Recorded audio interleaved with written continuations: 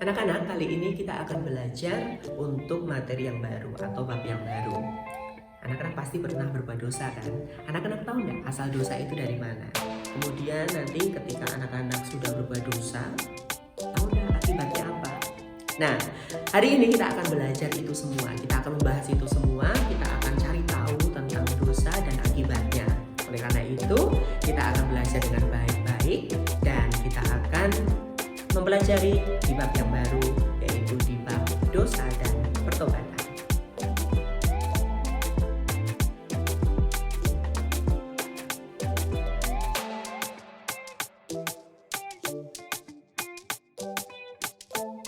Anak-anakku yang dikasihi Tuhan, pembahasan yang pertama ini kita akan belajar tentang asal mula dosa.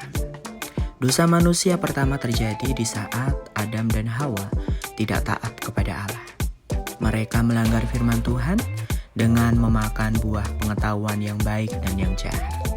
Anak-anak bisa membaca cerita ini pada kitab Kejadian pasal 3 ayat 1 sampai 24. Selanjutnya kita akan membahas tentang arti atau makna dosa.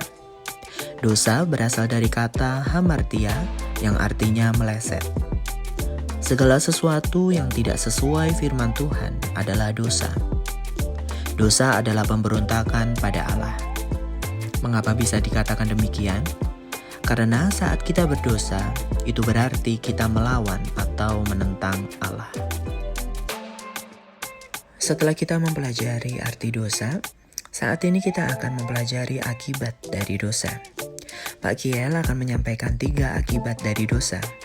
Akibat yang pertama, dosa mengakibatkan hubungan manusia dengan Allah menjadi rusak. Adam dan Hawa ketakutan saat Allah berjalan di Taman Eden untuk menemui mereka. Mereka bersembunyi dan mereka menghindar dari Allah. Ini menunjukkan bahwa hubungan antara Allah dengan manusia sudah dirusak oleh dosa. Akibat dari dosa selanjutnya adalah dosa menghasilkan konflik dalam diri seseorang.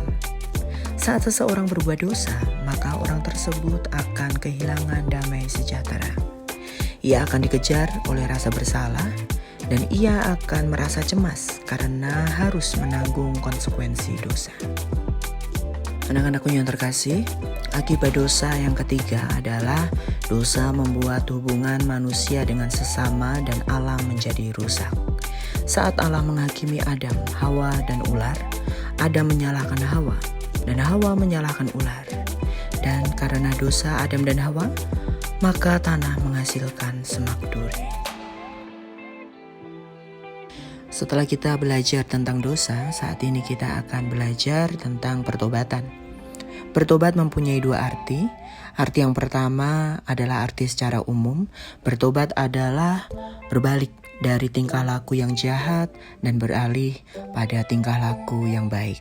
Sedangkan makna secara khusus atau secara iman Kristen, bertobat adalah jika dahulu tidak mengenal Yesus Kristus, maka sekarang menjadi mengenal dan percaya bahwa Yesus Kristus adalah Tuhan dan Juru Selamat.